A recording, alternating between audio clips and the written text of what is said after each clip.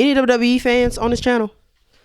I wouldn't say I'm a great UFC fan, but I got Peacock, so like I'll pay attention to some of the pay-per-views, and like I'll watch like little stuff on TikTok about what's going on, because that's my childhood. I grew up watching it, so I kind of keep up with it. But they go on to Netflix and they advertising all these people, John Cena, The Rock, and all this, and I'm like, I'm about to watch my first live Monday Night Raw in like so long on Netflix, on demand. Like, I don't know, anybody, like, am I the only one that cares about that? I don't know. But look, UFC's back and I couldn't be more excited. How you doing? How's your mama? How's your family? We got UFC Vegas 1-on-1, Amanda Ribas versus Matt Dog.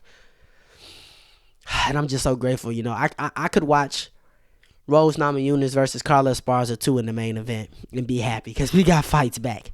We got fights back, man. Which means the casual parlay is back, which is 5-1 on YouTube. 5 weekends in a row of plus money. We're going to keep it going. We, of course, going to have another casual parlay dropping this Friday on this card. And we're going to drop our favorite dogs and props. Probably Thursday or Wednesday, but probably Thursday.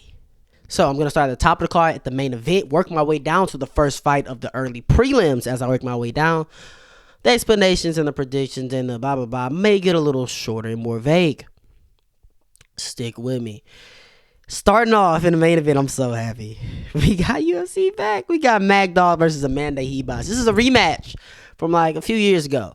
Matt Dog, she's very, very dangerous on top, but struggles to get it there. You know what I'm saying? Struggles to get it there on the ground. I always dog her about her hands, but they look much improved in her last performance against Lupe. She's super tough, gritty, will come forward and try to oppose her will. I always say, coming forward and trying to oppose your will, especially in WMMA, can take you a long way. Amanda's a dog, though, bro. I ain't gonna lie. She's a dog. You know what I'm saying? High volume striking and landing at a high clip. You know, she started off as the wrestling, developed the hands. Now she's comfortable wherever the fight goes. She has really good wrestling and BJJ. So she has good submissions, good ground and pounds, and can get the fight to the ground. Super comfortable. She will be closing in on title shot talk sooner rather than later. I think Amanda Ribas should dominate this fight, and I'm pretty confident in her. Money line, -200. Moving on to the co-main. Let me see. We got Santiago Ponzinibbio versus Carlston Harris. 2 pawpaws in the co-main event. Santiago has a high volume. Not much power, but he wants to pressure and overwhelm his opponent. Carlston is more well-rounded, I feel, because he has better submissions. He's good with his neck attacks. He has better takedowns. He will actually shoot more takedowns. He's crafty. He has the power advantage, I feel, but isn't the better striker. Santiago, he's hit his Paul Felder, Dominic Cruz, stage in his career where he's commentating now, and I'm not really, I don't really like that as a sign as competing. Once you start to start your other careers, okay, kind of like Kobe Covington. It's Twitch streamer now. He's done. Anyway, I'm still picking Santiago. I think he defends the shots and uses his volume to outbox his way to a decision. I hope this doesn't stay the co-main, though. Next is Abdulrazak Alhassan versus Cesar Almeida, but this fight is in my notes first, so I'm going to talk about this one first. Odds are getting wider and wider by the day, and it kind of makes sense. I mean, Chris isn't going to shoot takedowns, so this will be a striking match. 37-year-old Chris Curtis is not by any means outstriking Roman Kopylov. It's just not happening. This is a clear victory for Roman, if you ask me. Chris also doesn't like going first in the striking exchanges.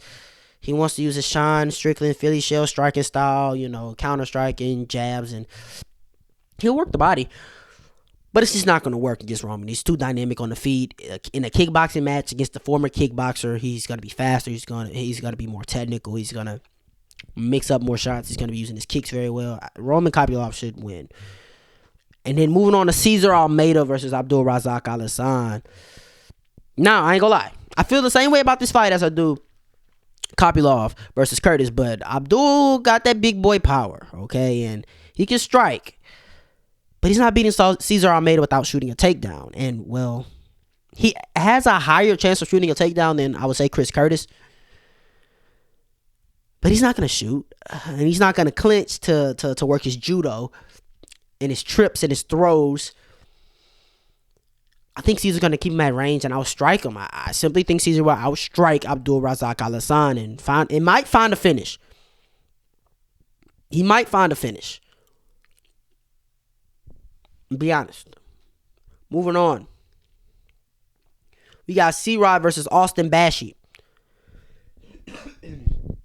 Excuse me, let me flip my notes here. This one's pretty clear to me as well.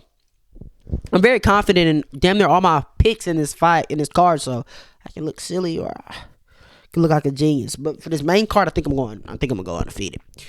23-year-old undefeated Austin Bashi. He's nice. His striking needs improvement, but he has plenty of time to do that. But his grappling, his wrestling is nice. His scrambled eggs, supreme. His submissions, his speed, he's nice. He's a nice, very, very nice prospect. All the things that has given C-Rod troubles before, but C-Rod being a prospect killer has overcome it. But we moved up a weight class here. He's known for killing these prospects, but this ain't that. He lost odds to Bulgarian, first of all. That was a nasty robbery. Sold my parlay. I lost a lot of money. I was pissed. That was disgusting. C-Rod is fighting guys his own size now. He's fighting a guy his own size who's going to wrestle, and he's going to wrestle the shit out of him. Okay? Austin also has better striking than Raul Rosas. Maybe even Isaac Bulgarian. Isaac Bulgarian is nice. But he's a guy he wants to wrestle, and he'll entertain some striking, but he wants to wrestle. But Austin, he uses his striking very well to set up his wrestling, but he's not uncomfortable on the feet. He's just not as good. He's not polished. I'm all over Austin here. He should get it done. Minus 305 is very selfish of Vegas, though. I don't know if I want to bet it's a UFC debut, but he should get it done. Look at that boy. That boy stocky. Look at that man. Look at Bashi. All right, moving on. Punahele Soriano versus, Euros Medique. This is a tough one for me. I mean, Soriano's looking to be the next Joaquin Buckley, moving down to 170. He's smooth on the feet. Very nice. Very nice. Really good power. Has a wrestling background that he has showcased recently, but that doesn't stop him from getting taken down. Euros is very nice as well. I mean, he's finished. All of his wins are by finish. Really good at setting his finishing shots up. This could be a really good scrap and a really good way to start off the first main card of 2025. I'm picking Euros. I think Soriano will have to push a wrestling pace to win, but I think Soriano will fade while Euros will build. He has really good powerful striking. I think Euros gets it done. And I think he finishes Soriano, keeping that 100% finish rate in his wins. I just think he's super more technical, a bit faster, a bit more crisp. Sets things up a bit better. So that's what I'm rocking with. We're flying through this. We got Jose Johnson versus Felipe Bunes. See, I almost say Burns every time.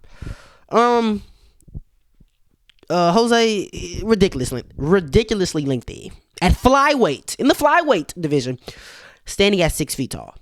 He uses good Muay Thai to control the range. Pick you apart from range. He can't defend takedowns, though. Felipe is a great grappler. He has great scrambled eggs, can actually secure takedowns, and will throw some bombs. He'll put some shots together. He threatens submissions. He works on top. This is a tough fight. A lot of tough fights, kind of to pick as I work my way towards the prelims and early prelims. For me personally, I think the main card is pretty clear. But in today's MMA, I always say in 2025, I've talked about it in a recent video, actually. Good strikers, I didn't say great, like Alex, because Alex Pereira. No, good strikers who are a fish out of water off their back, or when it comes to defending takedowns, will not succeed in the UFC. Fighters are too good, too well-rounded nowadays. And for this, I'm picking Felipe Bunes to secure takedowns, threaten submissions. I think he's going to beat Jose Johnson. Jose Johnson's just not that good. He's literally only good because he's 6 foot, and outside of staying at range, where somebody can close the distance, get hands on him, he's not great. I'm gonna be honest. Moving on, we got Marco Tulio versus Ihor Potieria. Marco has some good volume, bro, and power on the feet. He can keep it technical. He can mix it up. He can mix up his targets, going to the body, using his kicks, going low. He also has good takedowns and can work on the ground. Now, Ihor is a former kickboxer. He showed some takedowns in his last fight, though. LOL. I mean, it was against Cesar Almeida, but which also was like, Cesar, if Abdul shoots, I mean, shit, he could, you know what I'm saying? Ihor laid the blueprint.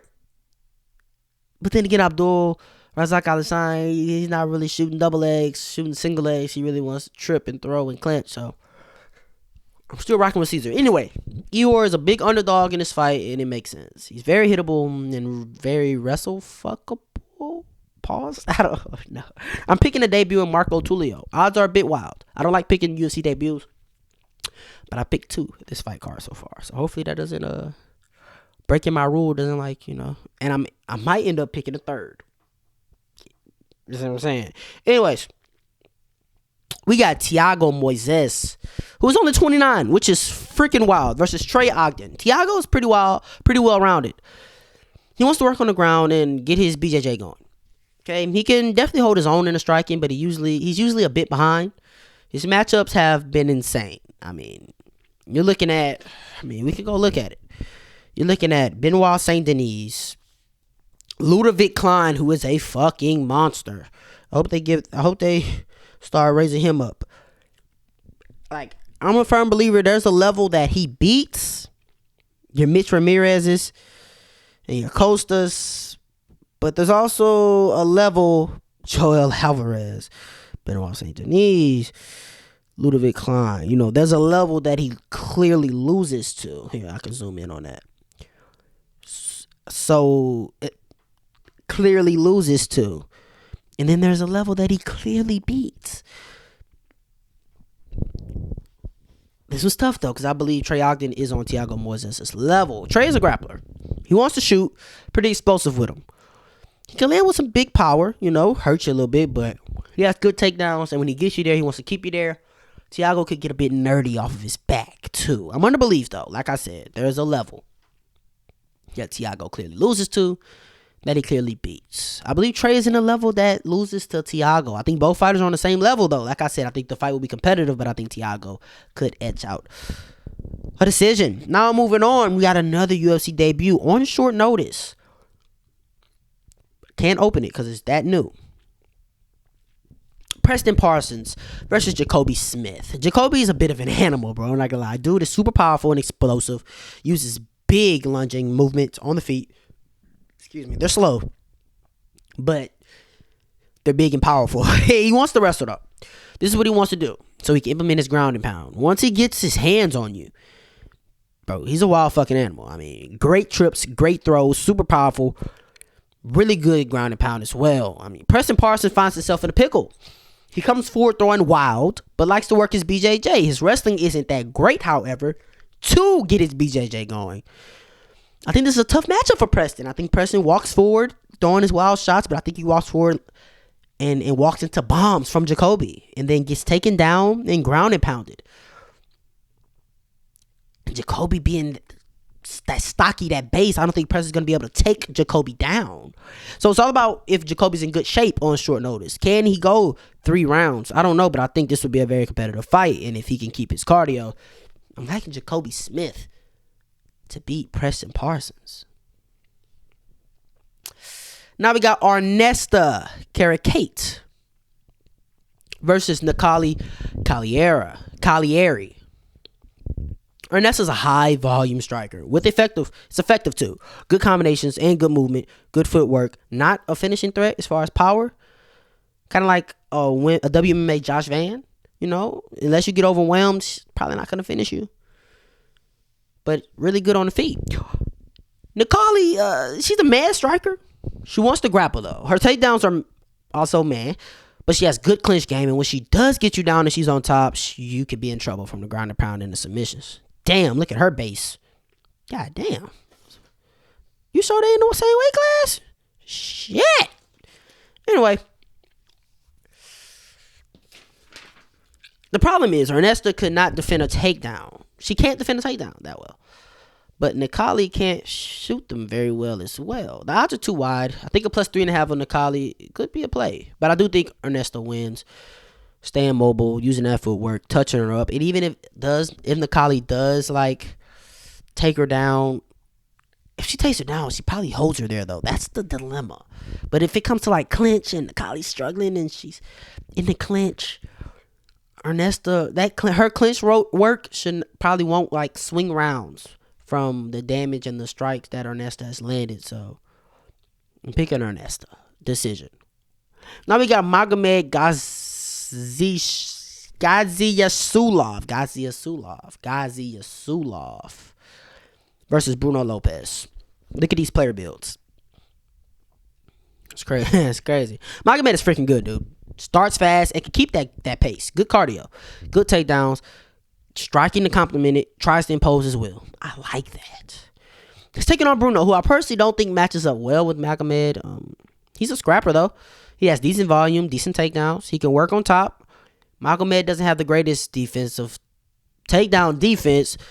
But I don't think Bruno's going to shoot like that.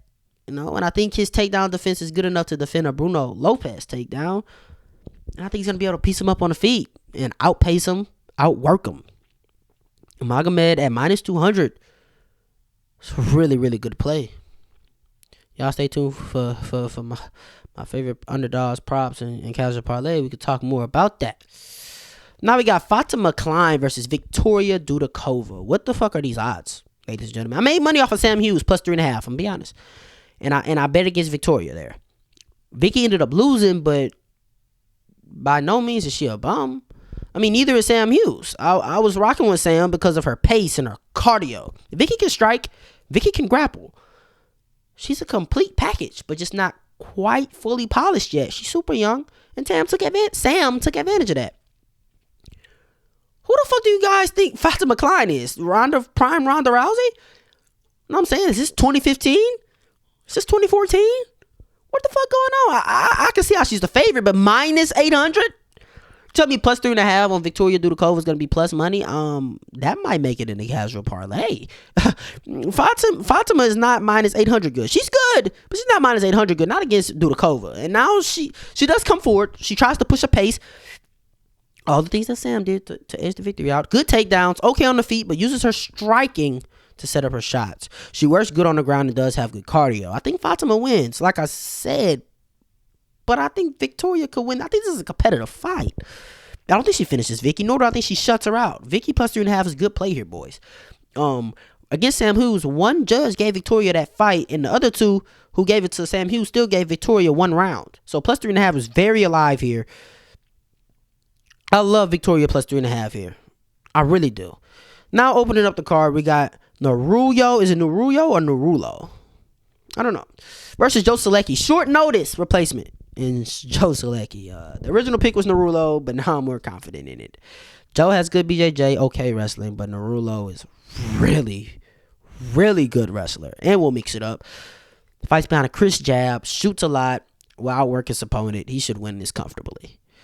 And that's it. UFC's back. Ooh, look at that kick right now. I'm already kind of understanding what's going to be the casual parlay. I'm liking my spots here. I feel like we got a lot of options here. A lot of fights that I'm confident in. A lot of picks that I'm confident in. This could be a fight card where you can see long parlays hitting. I'm not going to have a long parlay, but you can see them hitting. All I ask is do not put minus 800 Fatima Klein in your 11-leg parlay.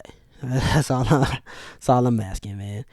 Let me know who you got winning the main event. Let me know where you disagree, why you disagree. How happy are you that fights are back? I'm happy. Like, comment, subscribe. Share this to somebody I know they'll enjoy it just like you did. Stay tuned later in the week for the casual parlay. Then the bets. We back, baby. We are back. You ain't got to go home. We just got to get up out of here. Till next time. Yeet.